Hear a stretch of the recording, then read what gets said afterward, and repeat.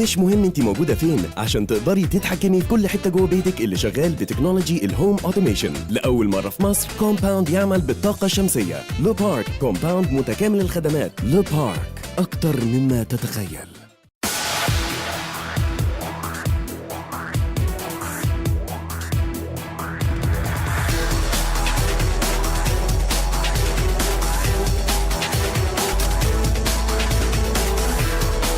افتتاح الدورة 19 لمجلس إدارة مرصد الصحراء والساحل.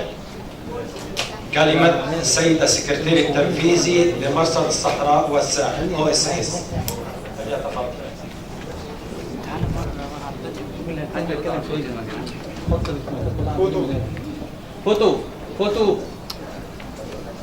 فوتو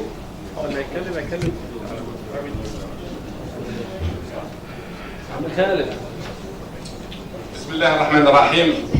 الصلاة والسلام على أشرف المرسلين. Excellence, Monsieur le Président du Conseil d'administration, Excellences, Messieurs les ministres, Excellences, Messieurs les ambassadeurs, Mesdames, Messieurs, chers amis. Je vais commencer par les remerciements.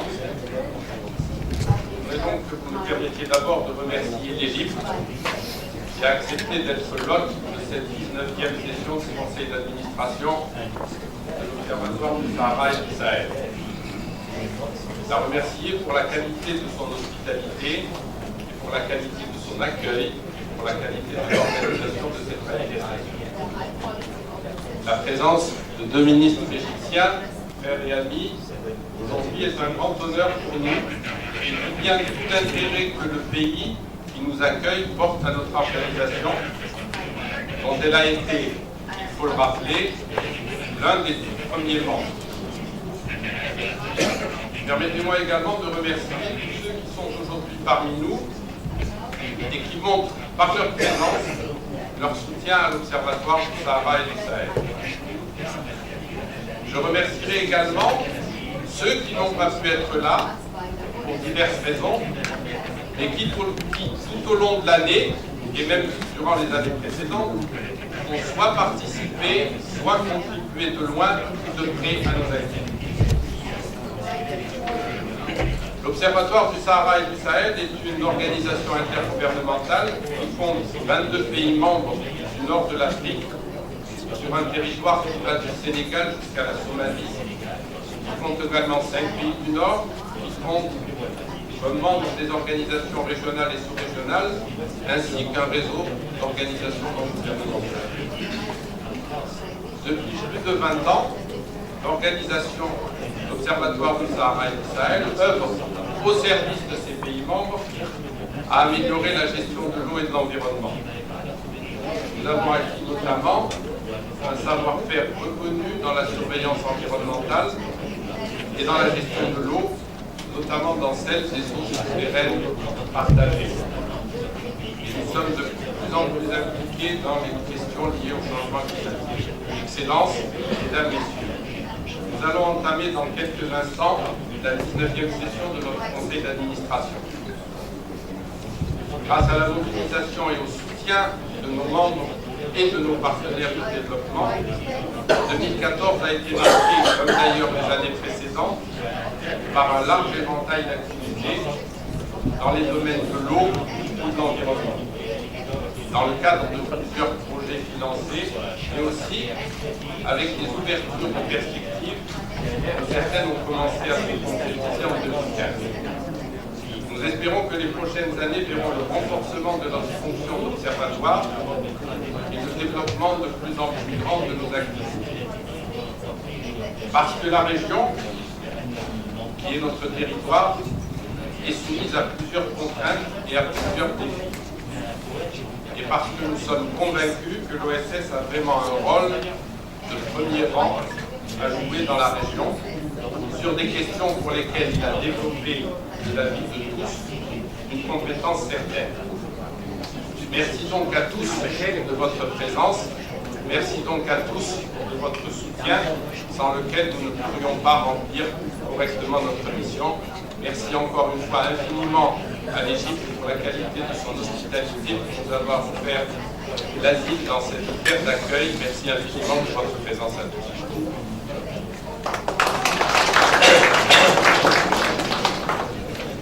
كلمة السيدة الدكتور وزير البيئة جمهورية مصر العربية.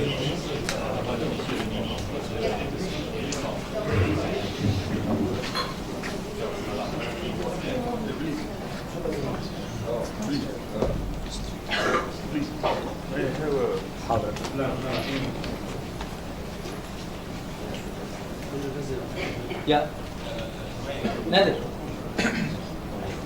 نادر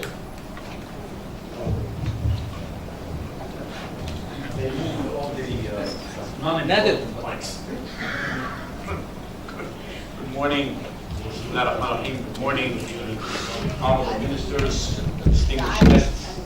حلاوة يخش على الربيع أصل مفيش حلاوة زي حلاوة الربيع. الربيع سادة ومحشية، الربيع أصلي ومصرية، اللي عايز حلاوة يخش على الربيع. حلاوة الربيع طبيعية 100%. مش مهم انت موجودة فين عشان تقدري تتحكمي في كل حتة جوه بيتك اللي شغال بتكنولوجي الهوم اوتوميشن. لأول مرة في مصر كومباوند يعمل بالطاقة الشمسية. لو بارك كومباوند متكامل الخدمات. لو بارك أكتر مما تتخيل. Participants, ladies and gentlemen, welcome in Cairo, and thank you for organizing such an important high-level meeting recognizing the impacts of desertification. Desertification is the gradual loss of fertility of land. It has impacts, as you all know, on the livelihood of the people inhabiting Africa. Your meeting today serves to strengthen the regional effort to face the challenges of desertification in all the sub-regions and countries of our continent.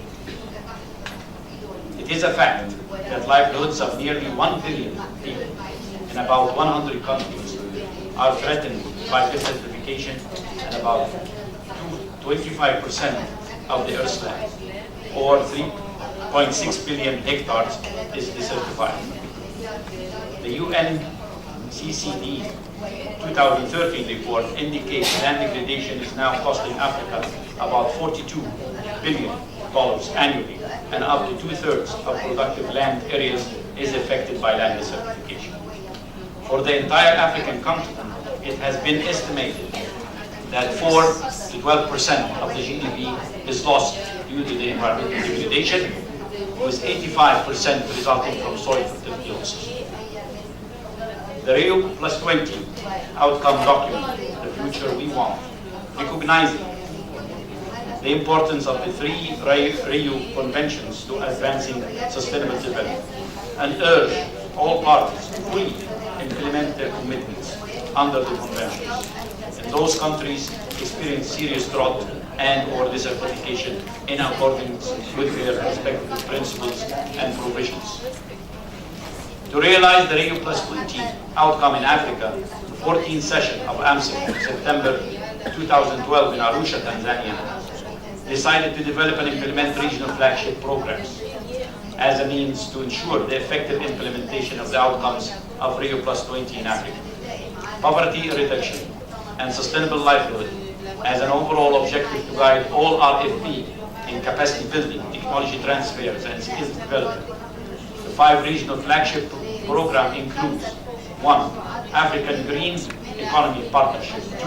Partnership for Sustainable Consumption and Production in Africa, 3. African Program on Sustainable Energy Development, 4. Africa Integrated Environmental Assistance for Sustainable Development, and 5. Very relevant to our meeting today, sustainable land management, desertification, biodiversity, and ecosystem-based adaptation to climate changes. In the 15th session held in Cairo from the 2nd to the 6th of March 2015, the African Ministerial Conference on Environment, AMSEC, issued its Cairo Declaration on managing Africa's natural capital for sustainable development and poverty reduction, calling for the establishment of accelerated frameworks for the implementation of the regional flagship program through collective and coordinated resource mobilization efforts, and foster strategy. The Cairo Declaration emphasizes the issues of combating desertification, calling for strengthening existing institutional arrangements for the regional coordination of the United Nations Convention to combat desertification. In those countries experience serious drought and or desertification, particularly in Africa, and to enhance the effectiveness of the convention program on the continent, and calling the African countries, UN organization and convention, as well as developed partners to develop appropriate indicators for the monitoring and evaluation of progress towards the Sustainable Development Goals and targets on land degradation neutrality. In this regard, Egypt, as President of AMSEM, is working with the AMSEM Bureau members, African Union Commission, NEPAD Secretary, and United Nations Environment Program to implement the Cairo Declarations and decisions, and to put in place modality for implementing the Sustainable Land Management and Desertification Flagship Program. Utilization of the wealth of the experience of the OSS and other national, sub-regional and regional institutes will be vital in designing and implementing such successful program. I wish you all a good stay and a very fruitful deliberation. Thank you very much.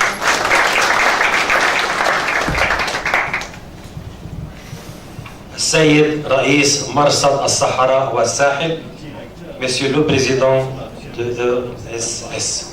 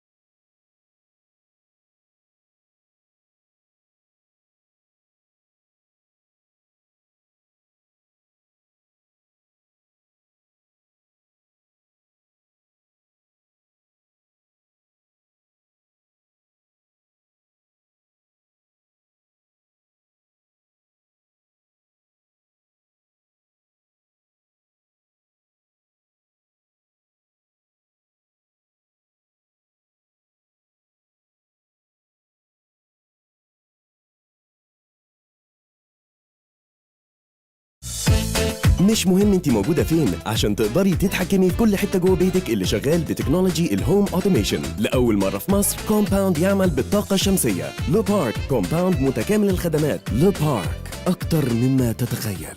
مصر جمالي وفرحتي، أنا بشرتي ناعمة ورقيقة، ما هي سر جمالي وقوتي. من كريم البشرة اللي ليا 100% مكوناته طبيعية. ايه سجعت؟ لا دي حاجة منسية، ده بخلاصة زيت المنك. من كريم البشرة اللي ليا. مينك كريم البشرة اللي بخلاصة زيت المينك بيحافظ على جمال ونضارة بشرتك من التجاعيد. مينك لكل أنواع البشرة. مينك قوتك في نعومة بشرتك.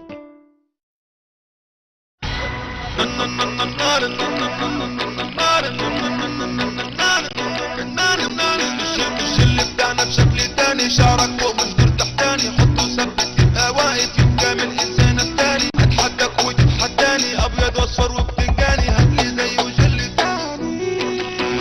رويال جل بشكل جنان، شكل جديد وجمال بودان، هتلاقيها في كل مكان. وفر بقى ويلا نام.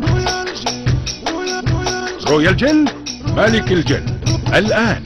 كيس رويال جل ب25. Que c'est de cette manière seulement que nos États peuvent valoriser cet instrument commun qu'est l'OSS. En effet, ces axes d'intervention sont en parfaite cohérence avec nos politiques et stratégies de développement en matière de gestion des ressources naturelles. En particulier pour le Niger, ces axes sont cohérents avec la stratégie de l'initiative 3M pour la sécurité alimentaire et nutritionnelle et le développement agricole durable des Nigériennes et des Nigériens, cher au président de la République, son Excellence Issou Mahamadou, chef de l'État. Grâce à l'OSS, mon pays a entrepris les actions parmi lesquelles on peut citer des ateliers de sensibilisation de communautés locales dans le cadre du projet REP Sahel, l'élaboration d'une carte d'occupation des sols actualisée à l'échelle nationale par le Centre national de surveillance écologique et environnementale appuyé par l'OSS. La poursuite des activités de surveillance écologique à l'échelle du dispositif national de surveillance environnementale. Le renforcement de partenariat entre le CNSE et bon nombre d'institutions nationales et régionales, ainsi que des projets et programmes en cours.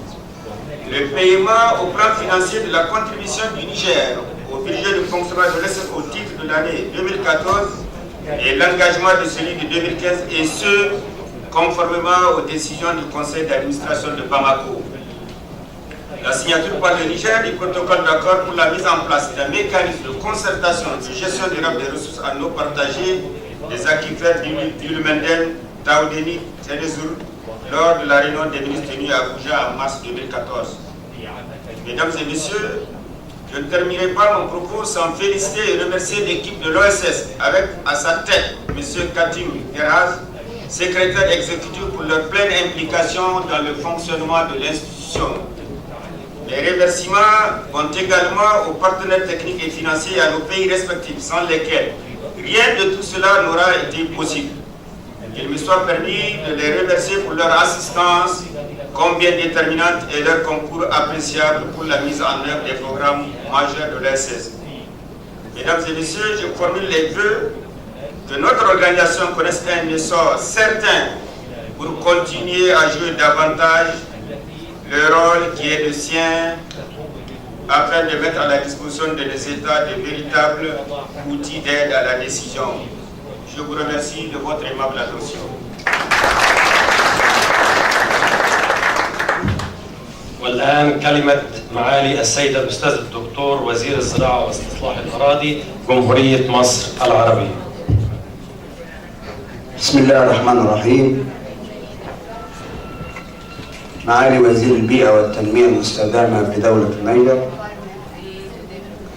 معالي الأستاذ الدكتور الأمين التنفيذي لمرصد الصحراء والساحل، معالي الأستاذ الدكتور خالد فهمي وزير البيئة، السادة رؤساء الوفود، سعادة السفراء ووفود الدول المشاركة، السيدات والسادة، إنه من دواعي السرور والاعتزاز أن نجتمع اليوم بجمهورية مصر العربية، وأرحب بكم جميعا على أرض الكنانة متمنيا لحضراتكم طيب الإقامة وعودة سالمة إلى بلدانكم. وإنني على يقين أن اجتماع مجلس إدارة مرصد الصحراء والساحل 19 سيكون فرصة جيدة لمناقشة موضوعات تخص بالدرجة الأولى سبل التعاون بيننا في مجال مكافحة التصحر والتخفيف من آثار الجفاف في ظل ما نواجهه من تحديات مثل التغيرات المناخية وندرة المياه وبحث آليات الاستغلال الأمثل للموارد المائية في المنطقة. أصحاب المعالي والسادة الوزراء والسفراء، الحضور الكريم، إن منطقتنا تواجه تحديات كبيرة، منها ما نواجهه من فجوة غذائية بين الإنتاج والاحتياجات الاستهلاكية، وخاصة من محاصيل الحبوب والمحاصيل السكرية والزيتية، وما نواجهه من مشكلة ندرة المياه التي ترتبط بمعالجة العديد من المشاكل ذات الصلة بإدارة الموارد الطبيعية للمياه، وخاصة تأمين إمداد كل القطاعات باحتياجاتها المائية في ظل الطلب المتزايد والنمو السكاني والاستهلاك غير الرشيد للمياه، والذي يشكل ضغوطا على موارد المياه المتاحة.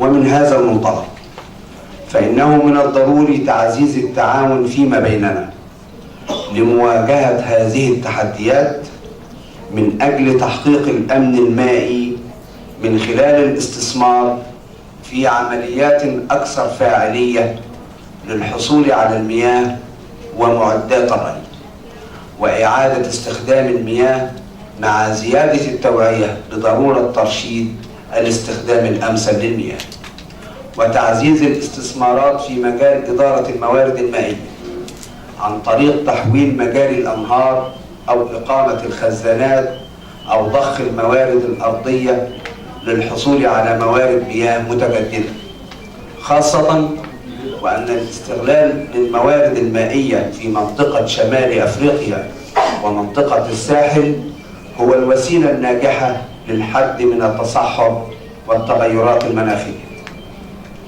أصحاب المعالي والسادة الوزراء والسفراء، الحضور الكريم، إنني أدعوكم جميعا لضرورة تعزيز ودعم دور مرصد الصحراء والساحل لتنفيذ برامج تخدم احتياجاتنا جميعا في وقت تتعرض فيه المنطقة والتي تمثل نحو ثلثي دول أفريقيا لمخاطر التصحر والتغيرات المناخية وتدهور التنوع الحيوي، فضلا عن انعكاسات ظاهرة التغيرات المناخية وآثارها الاقتصادية وما يترتب عليها من تفاقم ظاهرة التصحر وندرة الموارد المائية. وكل هذه التحديات تدعونا إلى المضي قدما نحو المزيد من تعزيز التعاون من خلال التشاور والتنسيق من أجل وضع الآليات الكفيلة لتوحيد جهود الدول الأفريقية والأوروبية وتعبئة الطاقات من أجل دفع مسار التنمية وضمان النماء والرقي للقارة الأفريقية وتحقيق التنمية المستدامة. وفي النهاية أرحب بكم مرة ثانية في جمهورية مصر العربية، وأتقدم بالشكر لجميع من ساهم في تنظيم هذا الاجتماع والعاملين بمرصد الصحراء والساحل، متمنيا لكم جميعا دوام النجاح والتوفيق، والسلام عليكم ورحمة الله وبركاته. والآن ميدالي شكر وامتنان إلى جمهورية مصر العربية مقدمة من مرصد الصحراء والساحل.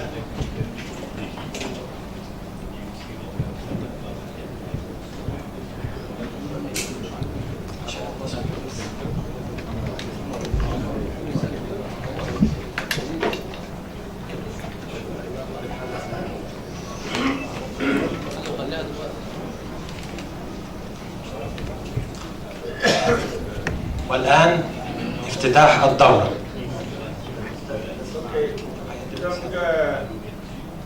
ce, je déclare ouverte la 19e session du conseil d'administration de l'ESS.